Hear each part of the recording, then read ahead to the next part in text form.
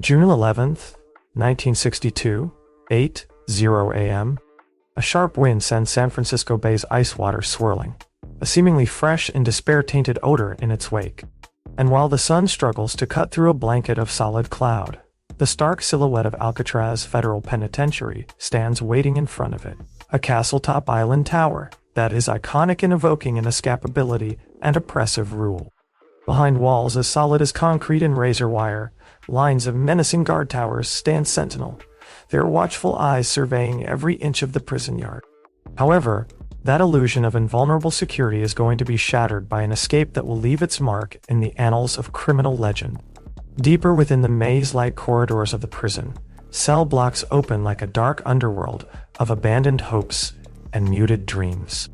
Within one of these blocks, cell block C, 3 inmates huddle together with a plan so far-fetched that it approaches incredulity. Frank Morris, with his steely blue eyes disguising a brain full of sinister plots, occupies a seat between brothers John and Clarence Anglin, whose unbendable sibling tie and unstopping humor have long been the stuff of scandalized rumor between their fellow prisoners. In an age where creaks between the walls are questioned and ritual is sacred, these 3 individuals excavating secret passageways with stolen tools, constructing dummy skulls of papier-mâché and real hair that they labored carefully to resemble their own.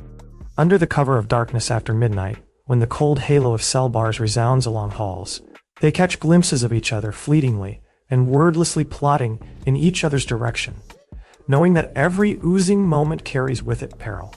A precious second closer to freedom, or one more tick toward the clock of doom. Imagine Frank Morris as a kid, fighting through the tough streets of New York City, survival staying one step ahead of a system that already has written him off. Born poor and abandoned, Frank learned early on that rules were meant to be broken. His first act of rebellion, a small shoplifting in the darkness of a back alley, was a spark that ignited a lifelong struggle. Meanwhile, in a ramshackle boarding house on a remote island, the Anglin brothers matured in grinding poverty and institutionalized oppression. The brotherly affection was tested in the fire of adversity, and want as they murmured each other dreams of liberation, their hearts burning with hope as a personage in this great melodrama, a structure of austere architecture and constructed to be unconquerable. Its imposing fortified walls emerge like sentry towers, and its slotted narrow windows are ubiquitous reminders that liberty is something the inmates within are not afforded. Passageways are traversed under close observation, each awaiting ambush for the unsuspecting pedestrian, and overhead, snipers occupy strict sentry from pedestals, ever vigilant for any sign of pretense. And it is in such so-called impenetrable walls that Frank and the Anglin brothers have found the smallest of crevices in the armor, a secret duct here, an unlocked panel there, that have been the key to their scheme. At 10:45 at night, when the hard schedule of the prison dissolves into a ghostly quietness, there is an undertone of tension teeter-totters in the hallways. The guards, in their comfortable habit rounds, slumber unsuspectingly ignorant of the fact that behind every shut door, a good-laid revolution is progressing. Amid the faint cell block light, the 3 converge into a tight group, muffled voices unable to be deciphered above the jingling keys and shifting papers in the distance. This evening, Frank breathes. We take back that which they feel is theirs by right to direct. John and Clarence nod steadfastly, hard clenched jaws tight in iron will. Hidden amongst loose boards are hidden away instruments. A set of do-it-yourself files, razor blades, and set of bits of metal, all built within months of incessant scheme for the prisoners. The ring of metal doors, the thudding footsteps of passing guards, the staccato clinking of knives in the exercise yards. Outside, within the exercise ground under the watchful uniforms, glancing over their shoulders at the ubiquitous cameras fixated on every corner. But behind the guise of normalcy, there exists that take comfort in fantasizing about another existence, though these fleeting moments of reprieve pass Frank through a series of subtle taps, secret messages, and even the slight placement of personal items compiled into the choreography. Ticks closer to midnight, Alcatraz's thick air is shattered by the far-off, ominous growl of an unheard-of engine. Monumental, a sound that deep in the empty utility tunnel, behind one of the strategically placed fictitious walls. The three sit down again for a final but whispered words. Time is of the essence. We must move on cautiously and make no mark. John and Clarence exchange a transient look. This is it. The culmination of years of preparation, risk, and stubbornness. They follow the course they will be taking. A slim out-of-operation laundry tunnel passage. Then a spine, curdling climb along a neglected stretch of the outside wall. And lastly, a leap of faith into the cold embrace of 5 a.m. The intended chaos begins. Frank and the Anglin brothers, dressed as seasoned agents, break out of their cells. The hallways, where an occasional flash of an emergency light gives a brief illumination, are transformed into a shadow obstacle course and a sound maze. In one, a fake head lies comfortably upright, its realistic texture a fake exterior to draw the guard's notice at roll call. In another, a clandestine paper blinks momentarily in the blackness as it is pulled from underneath a groaning floorboard. Every step intentional, every beat a silent blow of defiance as they move through the maze corridors of Alcatraz. The speed on the corridors is a masterclass in tension. In the peeling plaster and cracking paint of the narrow passages, every sound carries a muffled step, tinkle of metal on stone, rustle of paper as an illicit message is passed between prisoner and prisoner. There is one moment of extreme tension, when the three move into one of the service passageways, loose grating rattling down on top of the floor. For a frozen, gasping instant, time itself stands still. In the distance, the chatter of a familiar radio, and the three men stand there, breathless, frozen into silence. Frank's eyes dart to the sound of footsteps drawing near. They are frozen in a half-whispered warning. Steady, and wait, hearts as one, until danger has passed and only the lingering echoes of their suppressed relief remain. Having narrowly escaped danger, the three of them emerge into what was once the old laundry tunnel, a holdover from Alcatraz's less secure, pre-prison days. The air is thick with wet cement and rust smells, the fluorescent emergency lights casting an otherworldly glow on the walls. This neglected corridor, with its intimate, enclosing air and vacant, echoing space, is light years from the austere severity of the cell block hubs. Each step along this corridor is a step away from prison, a step along the road to hope for freedom, however thin. In midst of peeling walls and spread laundry equipment, the escapees come across an abandoned utility room. Inside, hidden under a stack of dusty uniforms and outdated equipment, lies a crucial aspect of their operation, a meticulously curated collection of devices to access a secondary exit door. Their end goal is unclear. Bypass the highly secured main exit and get in through the secondary door to the outer wall. Conditions here are as brutal as prison life. Air is thick with mist in the form of a heavy, rolling fog that is full of possibility and peril in equal measure. The battered rim of Alcatraz, worn by persistent surf and malignant winds over years, is the final barrier between prison and the promise of liberty. Here, 18 a.m., very well concealed behind a rickety hut and rusty latticework of metal, the three experience Salvaciona, rickety raft composed of scrounged raincoats, busted seat cushions, and planks ripped from abandoned furniture. This lopsided thing, as foolish as it is wonderful, is months of frenzied trying, a thin chance against nature's persistent fury. With pounding hearts and held breath, the three complete the final stage of their advance. At the very instant 21 a.m., with the half-hidden moon hovering over them, they step out toward the shattered outer wall. Each inch of the wall, each morsel of crumbled-off concrete, has been reconnoitered and committed to memory in scores of furtive glances.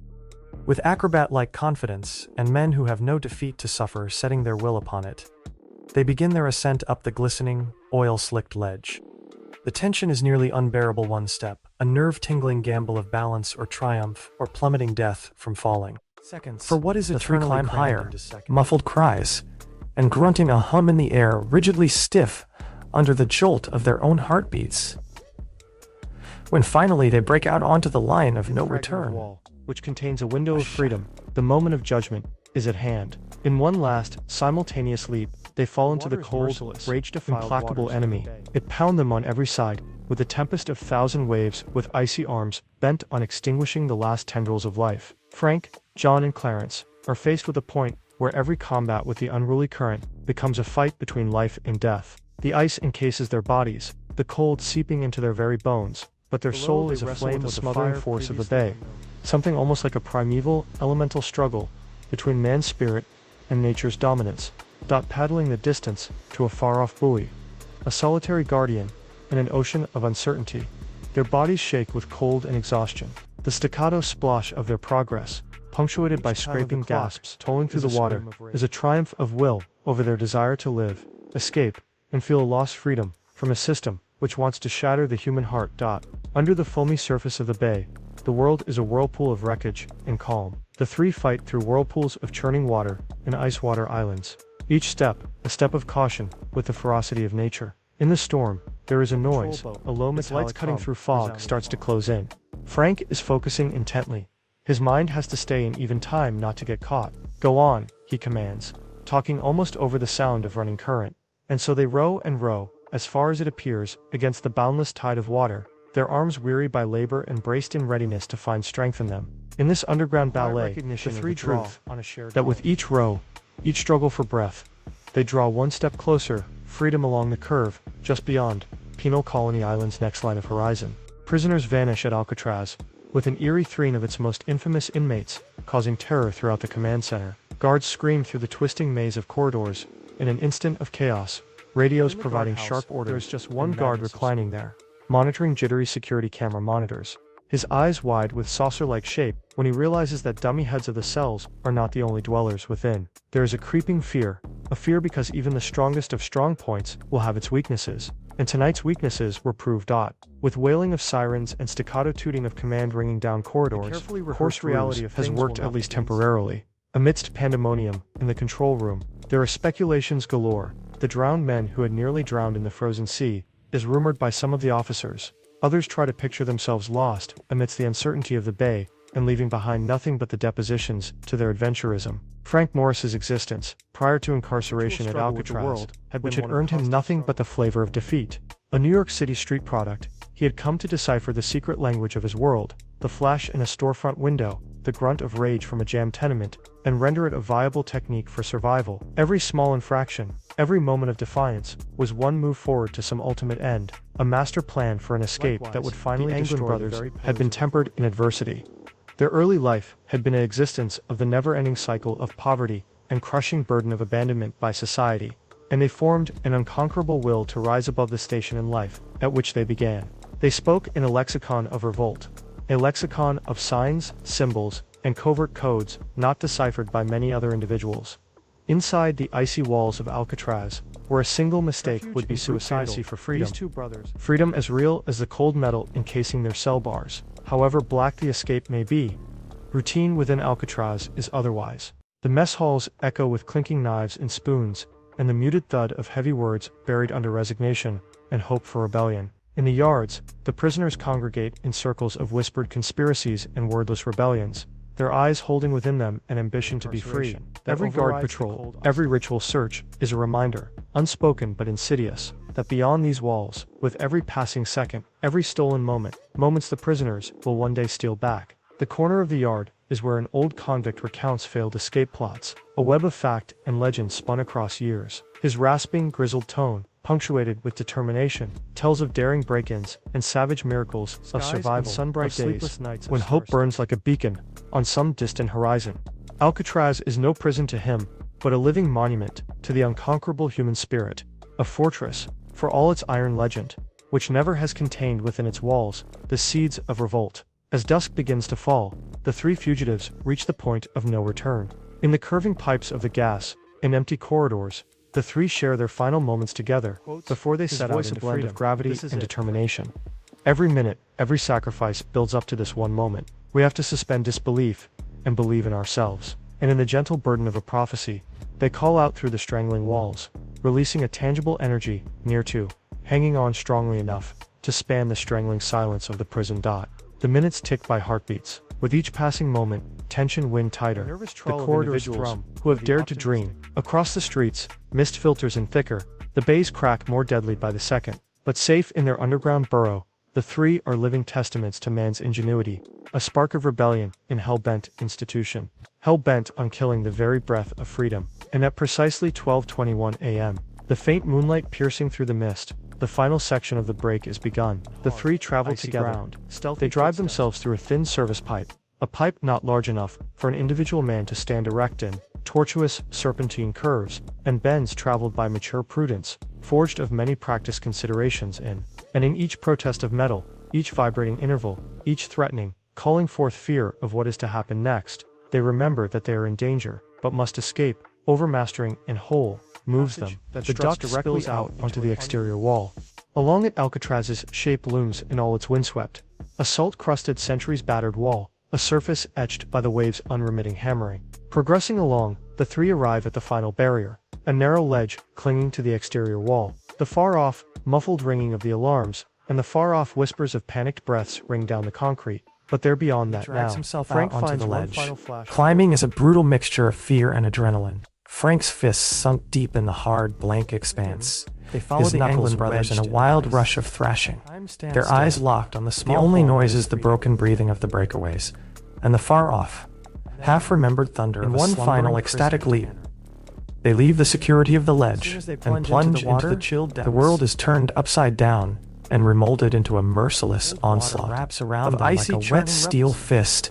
Each stroke a fight against nature's heavy as lead weights, their movements before the frozen cold. The three press on, arms as one as if directed by his grudging ally. A last obstacle to break the free drink of breath is the resolve of men who have no interest. Currents and merciless chill is both a crucible and a sanctuary, a place where legends are either forged or forever lost. Stinging from the cold, urges his companions forward with, and proceed they do, each step a challenge of a system that believed it had them cornered once, now properly alerted to the bedlam in their midst, dash down the corridors with of crazed sounds, competing radio voices in a whirlpool of commands and expostulations. Security screens show the ugly reality. Cells meant to be filled with dummy heads stand empty, and the twisted maze of corridors and concealed passages has been broken through. Jangling metal, pounding feet, and bellowed alarms merge into a deafening chorus of sound that punctuates the loveliness. The whole prison is in high alert. The strict routine of daily life is broken, and in its place is a frantic effort to recover three of the most infamous prisoners in American history. Officers are dashing to key locations, their eyes sweeping every corner and every tight alleyway, while the brass in the command center attempt to get their minds around the hows of such an escape. Amidst all this drama, a malevolent truth is shattered. The face of Alcatraz, a prison engineered to be foolproof, is forever marred by a bold act of insubordination. While word of the escape spreads like wildfire inside and outside the prison, memories of a life wasted behind these bars overwhelm the mind. In those quiet cells where despair once ruled, the inmates remember the hours past count of isolating solitude, the wakeful nights of rumination, and the insidious, persistent erosion of hope. Alcatraz to many was more than a prison. It was an instrument of crucible in which the human spirit was tested, as well as sometimes refined. Under the faint glow of a single bulb, an elderly prisoner recounts stories of earlier breaks that were rumors in the air, and a younger prisoner, his eyes still smoldering with rebellion, sits in silent solidarity. These individual backstories, each of them characterized by a deep yearning for liberty, become intertwined with the narrative of Frank and the Anglin brothers, and led the escape into a larger examination of the condition. Police units conduct a broad investigation of what has become known as the Alcatraz break. Manpower is strained to the breaking point. Units comb the beach. Forensic specialists examine each grain of sand, and security tapes are scrutinized for any hint of aberration. The probe expands into a many-forked, far-reaching inquiry extending deep into Alcatraz's labyrinthine past. Whispers circulate about secret tunnels, cryptic notes scribbled on walls, and secret collaborations forged after long periods of detention. Police rebuild the breakout out of scraps of evidence. A creased sheet of paper discovered in a deserted hallway, a handful of hastily buried tools unearthed under a board, and even the smell of grease and metal from a cobbled-together file. Each of the clues further underpins the mind-boggling truth. Frank Morris and the Anglin brothers orchestrated one of history's most finely designed breaks, and their innovation had utilized each corner of the blueprints in the prison that were unseen. The probe that was done within weeks and months is characterized by more questions than facts. A mystery that perplexes specialists when the initial light of dawn cannot penetrate the bay's typical fog. Word of the escape comes to a boiling point in a media frenzy. Front pages from coast to coast shriek of an escape that defied the laws of physics and human imagination. In foggy newsrooms and crowded TV studios, journalists analyze every facet: the decoy heads that misled the guards, the carefully carved passageways, and the white-knuckle wade through cold waters that was the last act of defiance. The families of the fugitives who had lived for years to the ghosts of their history are enveloped by the blinding light of public gaze. Friends and former acquaintances join in, their voices a mix of wonder, disbelief, and sorrow. For most, the flight is not merely a courageous act. It is a symbol of rebellion, a challenge to the oppressive machinery that strives to contain and suffocate the human spirit. Just as arguments are framed in cafes and living rooms, the legend of the breakaway acquires life and becomes a contemporary myth which fills the imagination, and the public attempts to grasp the magnitude of what has happened. Alcatraz itself is a paradox, a testament to both success and tragedy in containment. The prison, its walls unyielding and its schedules maintained with such rigorous discipline, now bears the burden of defeat. Tour guides whisper tales of the breakout, their tones a blend of awe and disbelief, as seasoned guards remember the day with pride at having performed their duty and a lingering sense of failure. To them, the escape is a testament to the fact that even the strongest walls can be breached by sheer human will, and the Alcatraz break is no singular event. It becomes a cultural reference point. Documentaries, books, and movies are made, each one layering more myth and speculation over the original story. Historians argue over the details of the escape, poring over every last scrap of evidence and recreating every move with meticulous care. To some, the escape is a moral fable, a warning one that no institution, however well guarded it may be, is immune to the fissures of human frailty. To others, it is a comforting testimony to the unbreakable spirit for freedom, a call to defy authority and believe in the potential for change. Visitors flock to the decaying walls of Alcatraz, their eyes agog with amazement as they walk the paths tread by those brave escapees. Every cell, every passageway is a glimpse into the past, a living museum of hope, despair, and rebellion. The prison, once a symbol of totalitarian grip, is now used as a monument of resistance, its walls resonating with the legacy of those who had dared the nagging questions that follow. There are personal tales that creep out of the shadows, tall tales about lives forever changed by the quest for liberty. Frank Morris, in his youth, was an enigma, a thief by circumstance, a romantic by nature. His early days in the unfriendly streets of New York City had shown him that ruthlessness married with quick brains alone could ensure survival. He learned to read the world as a complex map and interpret the underlying cues of human behavior and institutional weaknesses. During moments of quiet contemplation, he would draw blueprints on pieces of paper, envisioning routes of escape and hidden passageways that, in the moment, were fanciful ramblings of a crazed mind. But in the fire of Alcatraz, those quick concepts and rough outlines hardened into a powerful plan, a plan that subverted the very concept as of rugged captivity. as they were strong, were toughened by a childhood of strife and unfairness, an administration their lives determined to demolish them. They learned early the affinity that would see them through their bleakest moments in prison. Together, But they also became symbols not just of resistance, a living symbol of the faith that even the cunning strongest and courage walls, could be broken each down. step toward freedom, each deliberately taken risk, ventured behind the limiting walls of in the quiet pre-break hours when Frank and the Anglin brothers made their final preparations. They were certain that they would succeed. The cost had been great. Moments of uncertainty, secret fear that one misstep would land them back in a world of constant punishment. The group came to understand that their conflict was not merely against the physical walls of so much away from them for so long, of the most basic right of dreaming. The setting is grim, cinematic reality. Having crawled the cramped service ducts, the deserted laundry, and the exposed outer ledge, the three now confront their ultimate test, the cold, merciless waters of the bay. With every last ounce of strength, every last shred of hope, they plunge into the churning waves, a moment that defines the raw daring of their scheme. The water, physical and symbolic too, looms over them like a pall, their determination tested at each crashing wave and nipping sting. Now, In their final bid to hold out against the stream and the encroaching blackness, their journey bare itself for what it truly is. It is not just a disruption of captivity, but a deep act of rebellion.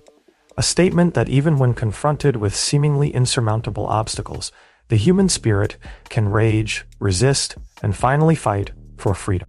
Each stroke in the icy water is a stroke of rebellion. Each frantic gasp for air, a reassertion of their resolve. The breakout is left in its trail, a myriad of confusion and unanswered questions. The guards, their minds in dismay at the solidity of the plan, hurry to try and assemble the pieces of how 3 of the island's most infamous criminals disappeared into the night. The corridors, once filled with the comforting beat of routine, ring out now with the cacophony of a manhunt. Radio communications stutter in haste, as commanders struggle to accept that their former stronghold has been thrown open to invasion. Over the course of the following days, the search widens into a large-scale operation, one that penetrates deep into each nook of Alcatraz, from hidden tunnels to the blind spots of the cell blocks, in a frantic attempt to apprehend the errant 3. But the more it is searched, the more the myth of the escape. Each failure of the authorities, each mysterious clue, makes it the more fascinating. What was a single act of bravado is now proof of resistance against despotism, a myth that inspires the imagination of others to defy the very foundations. And the affair of that night becomes more than a footnote of history. It becomes the benchmark in the cultural consciousness of the country. Documentaries, interviews, and a score of books attempt to demystify the Alcatraz escape conspiracy, each account building on a unique twist of its own legend. No 2 historians or criminologists can agree on the minute details of the escape, which route they took, the exact timing of each move, the brilliant swap of dummy heads, but however hard they try, the puzzle remains tantalizingly unsolved. The escape is examined as an exercise in strategy and bluff, a masterful reminder that no prison, no matter how secure, can ever quite put out the flame of liberty. Tourists flock to Alcatraz, a battered hulk and shrine, to an era of brutal confinement and unyielding resolve. Docent-led tours recount the story in wonder and awe. Each step down the pockmarked corridors and rusty cell blocks, an implied validation of the resolve and ingenuity of those who defied the establishment. Whispering softly, the adventurers speak of the gallant flight, their breath mingling with the moans of the gusts which tear across the bay, a living witness that man's will never cease overreaching his limitations upon San Francisco Bay, upon thinning remains of Alcatraz. There is lore of that enchanted night. Frank Morris and the Anglin brothers vanished into the fog with nothing but speculation and unanswered questions following in their footsteps. But as each is retold of their daring escape, their legend thrives. Their tale is not one of escape, it is one of resistance, survival, and one of never-ending struggle against encasing. It is a testament that in the world set out to bury, human spirit would always be driven by a desire for freedom. Today, as new generations discover the Alcatraz tale, the tale of the boldest breakout now resides in history, not as the act of exquisite criminality, but as the classic ringing out our shared desire for freedom. In the classrooms, in the textbooks, and in the very mind of those who have seen the spark of hope within the most barren of situations, the story of that night remains standing as testament to the fact that no wall, no matter how tall or how thick, can forever suppress the human spirit. And thus the legend lives on. In all whispered rumors, in all guarded documentaries, and in all reflective considerations of the conflict between bondage and freedom, the Alcatraz escape is a stubborn symbol of defiance. It is a story that calls us beyond our boundaries, beyond odds, and to believe that even the most formidable prisons, physical or symbolic, are never completely impenetrable. Since the escape, there have been numerous speculations regarding the whereabouts of Frank Morris and the Anglin brothers. Some believe that the 3 had died in the cold arms of the bay, their bodies swept away by the cruel currents and freezing waters. Others thought that they disappeared into the vast anonymity of America's underworld, rebuilding themselves as ordinary men with fantastic histories. The specifics were buried in secrecy, overwhelmed by swirling mists of myth and the built-in vagueness of a conspiracy so clever. Even the police were hard-pressed to understand. And only a few sporadic public shows, the men behind the breakout whom they once knew speak in shades of both marvel and despair. One of them, retired from the service by now and now living his simple life in peaceful distance from the island, reminisces on that day with his eyes agleam in remembering. I knew something was wrong as soon as I glimpsed the empty cell. We took pride in being so watchful, but that night, the walls, they turned against us. His regretful, confused assertion encapsulates the temperament of a day that altered the personality of Alcatraz forever. For the escaped men, each minute was a struggle, not just against physical confinement, but against the psychological burden of an institution that aimed to snuff out hope. Frank Morris, in moments of personal reflection, conceded that the escape was driven by a primal need to reclaim his identity, a need to demonstrate that he was more than a name on a prison roster. The Anglin brothers, held together by the impenetrable bond of brotherhood, were equally of the same mind. Their backgrounds, colored by poverty and neglect from society, had impressed in them a tenacious drive to overcome the limitations placed before them. In the stillness of the night, side by side in the dimly lit alcoves of their cell, they talked of dreams that defied the bleak reality of prison. A world where freedom was not a lost memory, but a tangible has been taken apart by experts over the decades. The utilization of dummy heads, for example, was brilliant, a subtle but effective maneuver that enabled the three to deceive the guards during roll call. The realistic decoys, crafted with dedication to detail, were not so much pieces of gear but a fundamental component of a scheme of deception, timing, and careful planning. Hidden away in secret crevices of the cells, the escapees hid their improvised tools, sharpened files to knife points, metal scraps fashioned into surgical cutters, and even pinched shavings of machinery that would be useful later in their journey for freedom. Their path was just as adventurous, a chain of little-used ducts, abandoned laundry aisles, and a shelf no wider than the space required to breathe that clung to the outside prison wall. Each phase of this process was threatened with danger, requiring not merely physical strength, but mental endurance developed through months of studious preparation and thought. The actual jump into the bay was ultimately the most ritualistic of them all, a leap not only into cold water, but into a new life filled with risk as much as with a heady aroma of machinery. As numerous tiles, a human mesh of desperation formed to take shape among the midst of an epic formed to divorce men within the silences of Alcatraz's dark passageways of shared suffering, and even the most seemingly insignificant act of defiance, clandestine meeting, was a ray of hope. These incidents, innocent as they would have seemed in the day, were woven together, saga without time, constraint, and continues to move all those daring enough to repel waves far out beyond Alcatraz's coastline, in towns and cities around one of the planet's most secure jails, became commonplace legend. Newspapers ablaze, across front pages, radio broadcasts carried the sensational tidings on air, and TV networks struggled to cobble together. In the age of mass hysteria, there was a mood of incredulity, astonishment, and terror that even the most solid institution could be pushed to its limits on television and in hot-tempered argument over coffee. Analysts picked apart every as a victory of human will against suffocating authority, condemned by others as a lunatic opinion and emotion of public discourse.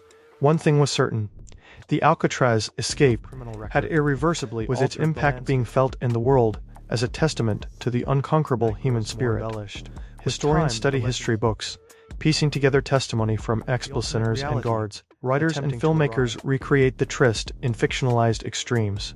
The decaying physical and relentless battering of the elements is a disturbing reminder of a bygone era when the unimaginable is a sad tale and odyssey of courage and defiance inevitably in cold, unforgiving bars.